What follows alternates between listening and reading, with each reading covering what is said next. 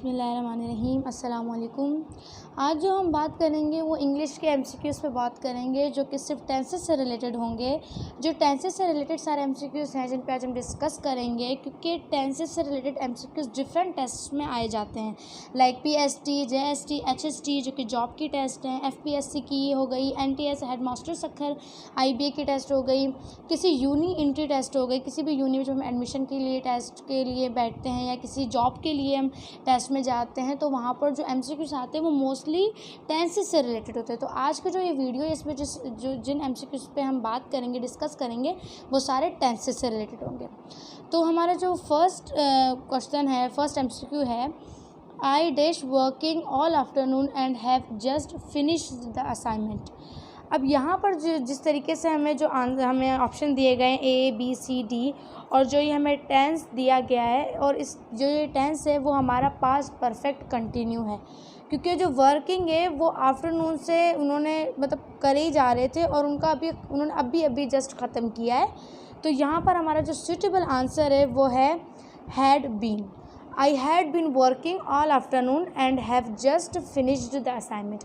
ये past perfect continue की यहाँ पर बात हो रही है। तो यहाँ पर जो ऑप्शन है वो हमारा बी बिल्कुल सूटेबल है। सेकंड वन यहाँ पर बात हो रही है, जो हमारा एमसीक्यू है वो है Rohan dash the movie before he read the review. अब यहाँ पर हमारे सबसे पहले तो इस टेंस में हम अगर फोकस करें तो यहाँ बिफ़ोर वर्ड यूज़ हुआ है। जैसा कि हम जानते हैं अगर किसी भी टेंस में बिफ़ोर या आफ्टर यूज़ हो तो वो फिर हमें जो पॉइंट आउट करता है वो दो चीज़ों को करता है, या पास्ट परफेक्ट को या पास्ट सिंपल को। अब यहाँ पर बिफ़ोर यूज़ हुआ है, आफ्टर नहीं हुआ, तो यहाँ पर हमारा जो ये हमारा टेंस है वो जाता है पास्ट परफेक्ट कंटिन्यू। लाइक ये हमारा होगा, जो इसका ऑप्शन है वो है हमारा सी, हैड वॉच्ड।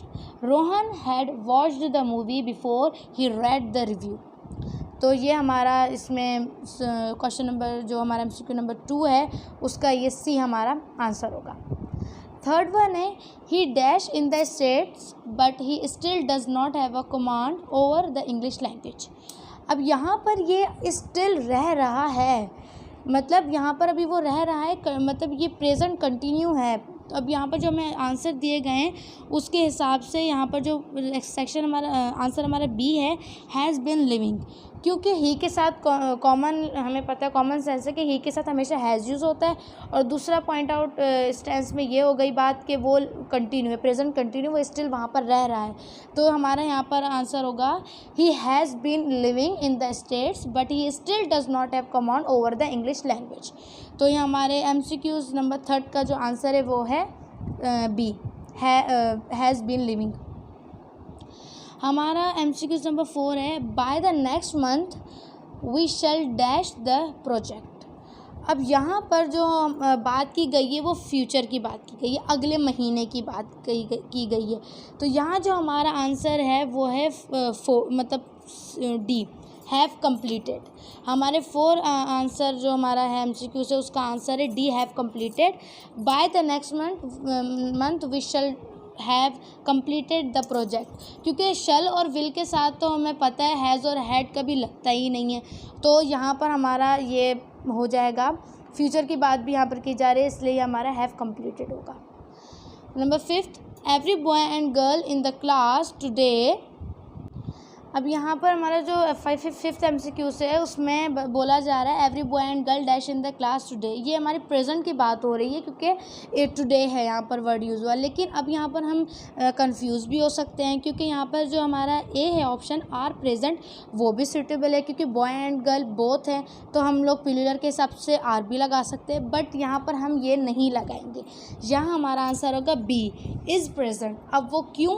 क्योंकि यहाँ पर जो हमारा पहला जो हमारा टेंस स्टार्ट हो रहा है सेंटेंस, उसमें एवरी वर्ड आ गया। हमें पता है जहाँ पर एवरी वन, एवरीबडी, एवरीवन मतलब यूज़ होता है एवरी वर्ड, वहाँ पर हम वो हमेशा क्योंकि वो प्रोनाउन है तो वो अपने साथ हमेशा सिंगुलर हेल्पिंग वर्ब लेता है। तो बेशक यहाँ पर बॉय एंड गर्ल बोथ है, लेकिन हम यहाँ पर एवरी जो हमारी स्टार्टिंग है सेंटेंस की every boy and girl dash in the class today, और प्रेजेंट की बात की जा रही है, तो इस हिसाब से हम यहाँ पर लगाएंगे B, every boy and girl is present in the class today. यहाँ पर हमारा प्रोनाउन एवरी प्रोनाउन है, इसकी वजह से ये हमारा सिंगुलर हेल्पिंग वर्ब इसके साथ लेगा। जी ये है हमारा third one, sorry this one is number 6। He dash daily for a year now. Because you see in this sentence हम टाइम की बात करें सबसे पहले, फ्रॉम अ ईयर नाउ जो कि परफेक्ट को शो कर दिया है टाइम नेम। दूसरी इसमें बात हो रही है कंटिन्यूटी की, जो कि वो एक्सरसाइज कर रहा है पिछले 1 साल से, तो यहाँ कंटिन्यूटी आ गई, परफेक्ट कंटिन्यूस हो गया। देयर आर 3 मतलब प्रेजेंट, पास्ट एंड फ्यूचर। सो यहाँ डेली वर्ड यूज़ हुआ है, that word is showing present perfect continuous, so that's why it's a perfect like present perfect continuous. यहाँ पर जो ये टेंस है वो प्रेजेंट परफेक्ट कंटिन्यूस का है, और इसी वजह से हमने हैज़ बीन एक्सरसाइज चूज़ किया है, क्योंकि ही के साथ हमेशा हैज़ लगता है, that's why we have chosen the has been exercise. तो हमारे इसका जो आंसर है नंबर 6 का वो है हैज़ बीन एक्सरसाइजिंग। तो यहाँ पर ये हो गया हमारा। अब हमारा है नंबर 7। तो ये नंबर 7 है, इसमें भी सेम बात है। सबसे पहले इसके अंदर टाइम दिया है हुआ है सिंस मॉर्निंग, तो ये हो गया परफेक्ट। उसके बाद इसमें कंटिन्यूटी की है की बात है, लाइक वो सुबह से बुक पढ़ रहा है, तो ये बन गया कंटिन्यूस परफेक्ट कंटिन्यूस। अब परफेक्ट कंटिन्यूस का प्रेजेंट है, पास्ट है या फ्यूचर, तो वो हम देख के अंदाज़ा लगाएंगे कि वो कब से बता रहा है। अब यहाँ लिखा हुआ है सिंस मॉर्निंग, यानी सुबह से पढ़ रहा है, तो ये हो गया पास्ट।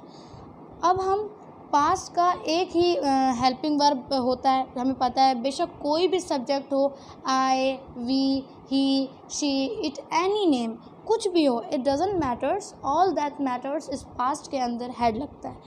तो हैड बीन रीडिंग, तो ये प्रॉपर सेंटेंस बन गया। In the end that I had been reading this book since morning. So या हमारा इसका ऑप्शन है ए। नंबर 8। सो यहाँ पे हम देखें what about this sentence, according to prevailing rate 2 dozen dash rupees 100। तो 2 डज़न रुपीज़ 100, सो इसमें लिखा हुआ है according to rate, prevailing rate, यानी बढ़ते हुए रेट, मार्केट के हिसाब से जो रेट चल रहा है। अब यहाँ पे हमें कमोडिटी नहीं दी हुई, लाइक मतलब हमें कोई प्रोडक्ट, कोई आइटम नहीं दिया हुआ, जस्ट 2 डज़न बोला गया, लाइक बनाना हो गए, एग हो गए, क्योंकि अंडे और जो केले हैं वो हमें डज़न के हिसाब से मिलते हैं, दर्जन के हिसाब से। तो हम एक एग्जांपल ले लेते हैं, लाइक केलों की बात कर लेते हैं, क्योंकि केले जो हैं वो दर्जन के हिसाब से मिलते हैं, तो हमारे लिए सपोज करने में इजी होगा। सो लेट्स से कि यहाँ पे लिखा हुआ है कि मार्केट में बढ़ते हुए रेट के हिसाब से इस टाइम जो 2 दर्जन केलों की जो कीमत है वो 100 रुपये की है। लाइक 100 रुपये के 2 दर्जन हैं मिलते हैं। हम कॉस्ट यूज़ नहीं करेंगे, जो यहाँ पर ए ऑप्शन है, कॉस्ट यूज़ नहीं करेंगे, क्योंकि कॉस्ट है प्लूरल, बहुत सारी चीज़ों के बारे में हम बात नहीं कर रहे हैं, हम जस्ट कह रहे हैं कि केलों की बात कर रहे हैं। और क्योंकि कमोडिटी तो सिर्फ एक ही है केलों की, मतलब केले और अंडे तो नहीं है ना, दो चीज़ें तो नहीं है। कमोडिटी जो हमारे पास आइटम या प्रोडक्ट है वो सिर्फ एक है केलों का, तो वहाँ पर हम सिर्फ कॉस्ट यूज़ करेंगे। बी ऑप्शन जो है सिर्फ कॉस्ट यूज़ करेंगे। अब वो चाहे कितने ही क्यों ना हो, मतलब जो हमारे केले दर्जन है वो कितने ही क्यों ना हो, लेकिन it's a single commodity, so we will use cost here. It will be in the end like according to prevailing rate 2 dozen cost rupees 100। तो ये हमारा 9 क्लियर हो गया। हमारा नंबर 10 है, the council dash made it's decision. Now what about this tense? It's a very simple tense I might say, क्योंकि इसके अंदर बोला हुआ है कि मतलब जो काउंसिल है, जो हमारा the council dash made it's decision, इसके अंदर सिर्फ हमने बहुत सिंपल से ऑप्शन हमें दिए हुए हैं, हैव हैड, हैज़ और हैविंग। तो हम यहाँ यूज़ करेंगे हैज़।